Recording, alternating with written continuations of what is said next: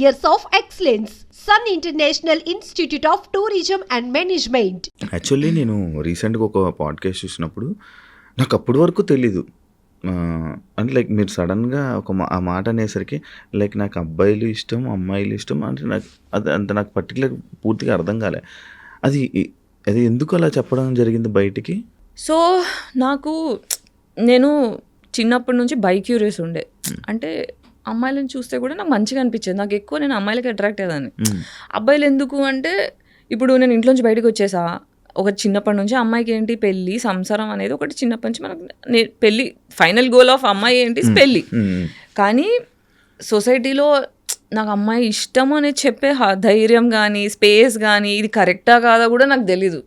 అమ్మో నేను క్రీపీనేమో, నేను కామందురాలేమో, అందుకే ఇలా ఆలోచిస్తున్నానేమో తప్పు అని నేను ఎప్పుడు ఎక్స్ప్రెస్ చేయలేదు. పెద్దగా అయిన తర్వాత నాకు ఓకే బైసెక్షువాలిటీ ఉంటుంది అని తెలిసిన తర్వాత బట్ స్టిల్ నేను దాన్ని సీరియస్ చెప్పలేదు. ఎందుకంటే దాన్ని ఎక్స్ప్రెస్ చేసి దాన్ని ఎంబ్రేస్ చేసేంత సేఫ్ స్పేస్ లేదు. నేను ఎక్కువ సర్వైవల్ మోడ్లో పెరిగాను, సర్వైవల్ మోడ్లో తిరుగుతున్నాను, సర్వైవల్ మోడ్లో బ్రతుకుతున్నా. కాబట్టి ఎండ్ ఆఫ్ ద డే నా సేఫ్టీ, నా డబ్బులు, నా హెల్త్ ఈ మూడిట్లో కొట్టుకోవడం వల్ల I never explored my sexuality. నాకు ఏది ఇష్టం, నేను ఏది కావాలనుకుంటున్నా, ఓకే ఇది ఉంటే నాకు హ్యాపీ ఉంటుందా అని ఎక్స్ప్లోరేషన్ నేను ఎప్పుడు చేయలేదు. నాకున్న రిలేషన్షిప్స్ బ్రేకప్స్ అయినాయి కానీ అవన్నీ కూడా ఒంటరిదాన్ని అయిపోయా. నాకు ఫ్యామిలీ లేదు, నాకు ఫ్యామిలీ కావాలి అంటే మొగుడు నుంచే వస్తుంది ఫ్యామిలీ. సో నాకు అమ్మ నాన్న ప్రేమ మిస్ అయినా. నేను ఊహ తెలిసినప్పటి నుంచి నాకు అమ్మ నాన్న ప్రేమ లేదు. సో నాకు వచ్చే లైఫ్లో నాకు జస్ట్ లైఫ్ పార్ట్నరే కాదు, నాకు పేరెంట్స్ కూడా కావాలి. నాకు ఇంట్లో నాకన్నా పెద్ద, అంటే చిన్నప్పటి నుంచి ఇంట్లో పెద్దదాన్ని, మళ్ళీ బయటకు వస్తే కూడా అందరూ మెంటల్లీ చిన్నపిల్లలే ఉన్నారు నా చుట్టూ. I have been emotionally mother to all my friends. So అట్లా మెంటల్లీ చాలా టైర్డ్ అనిపిస్తుంది నాకు. అందుకే ఎప్పుడు నా మనసు ఎప్పుడు నాకన్నా మెంటల్లీ పెద్దవాళ్ళు ఉంటే బాగుండు అని కోరుకుంటా. ఆ పెద్దవాళ్ళు ఎక్కడ అమ్మ నాన్నలో దొరుకుతారు, అది ఎక్కడి నుంచి వస్తుంది, లైఫ్ పార్ట్నర్ దగ్గర నుంచి వస్తుంది. కాబట్టి ఆ ఒక్క family I want to belong somewhere అన్న ఆశ కొద్దీ నేను రిలేషన్షిప్స్లో పడ్డా. కానీ గివెన్ ఎ ఛాన్స్ సింగిల్గా ఉన్నంత ప్రశాంతంగా లేదు. ఎందుకు అంత అంటే లైక్ అంటే కొంతమందికి అలా అనిపిస్తుంటుంది. కొంతమంది ఏమనుకుంటారు, రిలేషన్షిప్స్లో ఉన్న వాళ్ళు అదే చాలా మంచిగా ఉన్న వాళ్ళు ఉన్నారు. రిలేషన్షిప్ తప్పనట్లే, నాకు ప్రశాంతంగా ఉంది రిలేషన్షిప్ లేకపోతే అంటున్నా. ఎందుకు ఏమైనా ఇబ్బంది పడ్డారా? అంటే నేను రీసెంట్ పోస్ట్లో కూడా చూసాను ఇన్స్టాలో, బాగా ఏడుస్తూ బ్రేకప్ అయినందుకు ఏడుస్తూ అది పెట్టడం జరిగింది. బ్రేకప్ ఒకటైతే వేరు, చాలా బ్రేకప్స్ అయ్యాయి. కానీ ప్రతిసారి ఏంటంటే ఫ్యామిలీ కావాలి, నేను ఒంటరిగా ఉన్నాను, నాకు ఫ్యామిలీ కావాలి, నాకు ప్రేమ కావాలి అనే ఆశ కొద్దీ ఈ రిలేషన్షిప్స్లో కూడా నచ్చినా నచ్చకున్నా ఒక్కొక్కసారి when we had to have sex I had participated but I wish I didn't do that. నాకు అంటే మొగోళ్ళు 100% పర్ఫెక్ట్ ఉండరు, మార్చుకోవాలి. ఇప్పుడు చెప్తారు కదా పెళ్ళైన తర్వాత, నా మొగుడు ఇట్లా సతాయిస్తుంది అట్లా సతాయిస్తుంది అంటే మార్చుకో అంటారు. కానీ మొగోళ్ళు మారకపోతే ఏం చేస్తాం? సో మార్చే పద్ధతిలో ఏంటంటే okay I want a family అనే కోరిక కొద్దీ చాలాసార్లు కాంప్రమైజ్, ఇష్టం లేకున్నా పార్టిసిపేట్ చేయడం. సో 30 years తర్వాత కన్సెంట్ అని తెలిసిన తర్వాత, కన్సెంట్ డెఫినేషన్స్ అర్థమైన తర్వాత, మ్యారిటల్ రేప్స్ గురించి అర్థమైన తర్వాత, సెల్ఫ్ వర్త్ తెలుసుకున్న తర్వాత, నా వర్త్ నాకు తెలియకపోవడం వల్ల, నాకు ఫ్యామిలీ ఉంటే కానీ వాల్యూ లేదు అని నేను ఫీల్ అవ్వడం వల్ల, అర్హత లేని మనిషితో రిలేషన్షిప్ పెట్టుకొని వాళ్ళకి నేను తగ్గాను అనే ఒక సాడ్ ఫీలింగ్ వచ్చింది.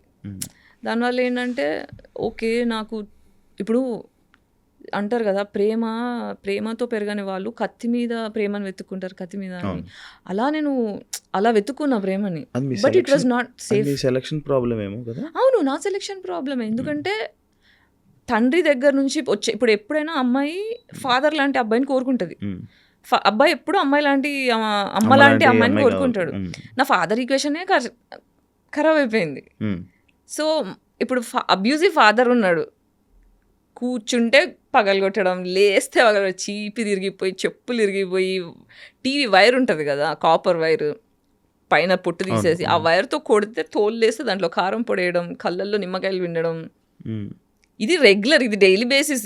పొద్దున అవుతుందంటే వాళ్ళు ఏం చూడాల్సి వస్తుందో అనేటట్టు 25 years వచ్చేదాకా, 25 years ఇంట్లోంచి నేను బయటికి వచ్చేదాకా దెబ్బలు తినని రోజు లేదు, ఏడ్చుకుంటూ పడుకోని రోజు లేదు. టిల్ ఎట్ ది ఏజ్ 35 వరకు కూడా ప్రతి day I sleep with crying, ఏడ్చుకుంటూ నాకు అమ్మ కావాలి నాన్న కావాలని ఏడ్చుకుంటూ పడుకున్నాను. ఓన్లీ మిమ్మల్ని కొట్టేవాళ్ళు? మీరు నలుగురు అంట కదా అందరినీ మొత్తం? కొడతారు, మమ్మీని నన్ను ఎక్కువ. మీకు మమ్మీ పోలికలు ఉన్నాయా? జస్ట్ పోలికలని కాదు, ఇంట్లో ఎప్పుడైనా ఏమవుతుందంటే పేరెంట్స్ టాక్సిక్ ఉన్నప్పుడు ఏమవుతుందంటే, ఒక సైకాలజీ టర్మ్స్లో చెప్తా, ఒక స్కేప్ గోట్ అనే ఇప్పుడు మా ఇంట్లో మేము 5 సిస్టర్స్, ఓకే, మోర్ దాన్ 1 పిల్లలు ఉంటే ఒకరు స్కేప్ గోట్ అవుతారు, ఒకరు గోల్డెన్ చైల్డ్ అవుతారు, మిగతా వాళ్ళు ఇన్విజిబుల్ అయిపోతారు. స్కేప్ గోట్ చైల్డ్ ఏంటంటే, నాకు నిజాలు మాట్లాడడం ఇష్టం, మీకు నచ్చినా నచ్చకపోయినా నాకు తప్పు అనిపిస్తుంటే, నాకు ఇది తప్పు అనిపిస్తుంది కొంచెం చూడండి అని అడుగుతా. ఇప్పుడు టాక్సిక్ ఫ్యామిలీలో ఏమవుతుందంటే, నేను చెప్పిందే నువ్వు వినాలి, అది తప్పు ఒప్పుతో సంబంధం లేదు అని చెప్పి ఫోర్స్ చేస్తారనుకో, నేను నిజాన్ని అడుగుతున్న ప్రచారం వాళ్ళకి నచ్చట్లేదు కాబట్టి నన్ను కొట్టడం చేస్తుండే.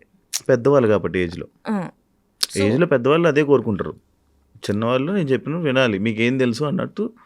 కానీ ఒక జెన్యున్ క్వశ్చన్ అడిగినప్పుడు నాకు ఆన్సర్ వచ్చేది కాదు. సో ఒక చైల్డ్ నీడ్స్ని పట్టించుకోకుండా ఒక డిక్టేటర్ లాగా. అంటే ఏం క్వశ్చన్స్ అడిగేవాళ్ళు నార్మల్గా మీ నాన్నగారిని? నీకు ఏదో డ్రెస్ కావాలనేది అడిగితే, ఇది ఒక స్టూపిడ్ ఎగ్జాంపుల్ చెప్తున్నా, డ్రెస్ కావాలని అడిగితే అది నేను కొనిచ్చేంత స్తోమత లేదు బెటర్ నాకు. మా నాన్న రిచ్, బాగా పైసలు ఉన్నాయి కానీ కావరం ఎక్కువ. సో అన్ని పైసలు లేవు బెట నా దగ్గర ఏమన్నా అడిగితే అదొక్కటి నా ఒక్కదానికే చేస్తుండే, మిగతా వాళ్ళందరికీ మామూలుగానే ఏదంటే అది కొనిచ్చేవాళ్ళు.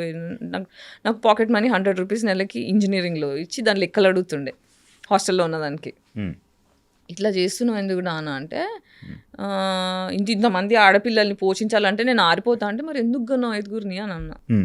అంటే ఇది 1-2 సార్లు కాదు, ఒక 100 సార్లు నన్ను చిన్న చేయడం అలా చేస్తే, 5గురిని ఎందుకు కన్నావు, మరి తక్కువ మందిని కనాల్సింది, బాధ్యత ఇంత ఉండేది కాదు కదా. నేను చాలా జెన్యున్గా ఇన్నోసెన్స్తో అడిగా.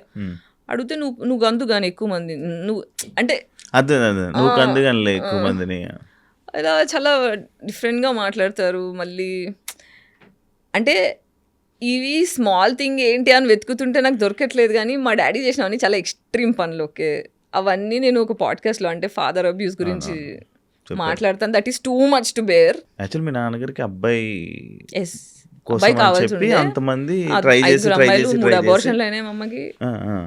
మళ్ళీ ఆడపిల్లలతో సాటిస్ఫాక్షన్ లేక మా మీద మర్డర్ అటెంప్ట్ చేయించాడు. మా అమ్మ మీద మర్డర్ అటాక్ చేశాడు. తర్వాత డివోర్స్ అప్లై చేసేటప్పుడు ఆస్తులు ఇవ్వడం ఇష్టం లేక ఆ టైంలో చాలా హారిబుల్ డివోర్స్ సీన్స్. దాని తర్వాత మళ్ళీ పెళ్లి చేసుకున్నారు, మళ్ళీ అమ్మాయి పుట్టింది. తండ్రి పాపాలు అనేవి కూతురు తీర్చాలంట, స్పిరిచువాలిటీ అర్థమైంది. పాపాలు చేసే తండ్రికి అమ్మాయిలు మాత్రమే పుడతారంట, కొడుకులు పుట్టారంట. అర్థమవుతుంది తర్వాత నమ్ముతున్నా, ఇంతకుముందు నమ్మేదాన్ని కాదు. బేసిక్గా మీరు అలాంటి వాతావరణంలో నుంచి రావడం వల్ల మీకు ఒక అమ్మాయికి సపోర్ట్ చేయాలి అంటే, ఇలా చాలామంది అమ్మాయిల జీవితాలు ఇలా ఉన్నాయి.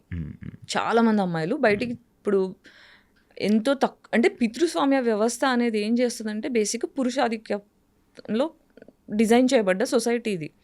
So extremely emotionally intelligent parents, అంటే ప్రేమని అర్థం చేసుకున్న తల్లి తండ్రి ఉన్న కుటుంబాల్లో మాత్రమే ఆడపిల్లలు సంతోషంగా ఉన్నారు. అది ఓన్లీ ఎక్స్ట్రీమ్లీ రిచ్ కమ్యూనిటీస్లో, అది కూడా అందరు కూడా కాదు.